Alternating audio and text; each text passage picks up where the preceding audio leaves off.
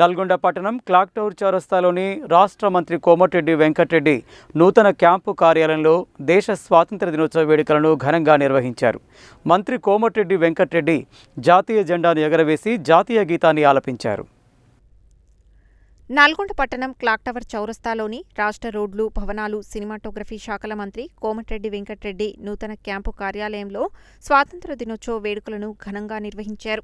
తొలుత పోలీసుల గౌరవ వందనం స్వీకరించిన మంత్రి అనంతరం జాతీయ పతాకాన్ని ఎగురవేశారు. ఈ సందర్భంగా పీఏసీఎస్ల పదవీకాలం మరో 6 నెలలు పొడిగించిన సందర్భంగా DCCB director Tipparthi, PACS chairman Pasham Sampath Reddy, Gollaguda PACS chairman Alakuntla Nagaratnam రాజులు మంత్రి కోమటిరెడ్డి వెంకటరెడ్డిని కలిసి పుష్పగుచ్చం అందజేసి కృతజ్ఞతలు తెలిపారు. ఈ కార్యక్రమంలో నల్గొండ మాజీ మున్సిపల్ చైర్మన్ బుర్రి శ్రీనివాసరెడ్డి, నల్గొండ పట్టణ కాంగ్రెస్ అధ్యక్షుడు గుమ్ముల మోహన్ రెడ్డి, జిల్లా గ్రంథాలయ సంస్థ అధ్యక్షుడు డాక్టర్ హఫీజ్ ఖాన్, మాజీ municipal vice chairman Abbakuni Ramesh Goud, మాజీ జడ్పీటీసీలు వంగూరి లక్ష్మయ్య, నర్సింగ్, శ్రీనివాస్ గౌడ్ తదితరులు పాల్గొన్నారు.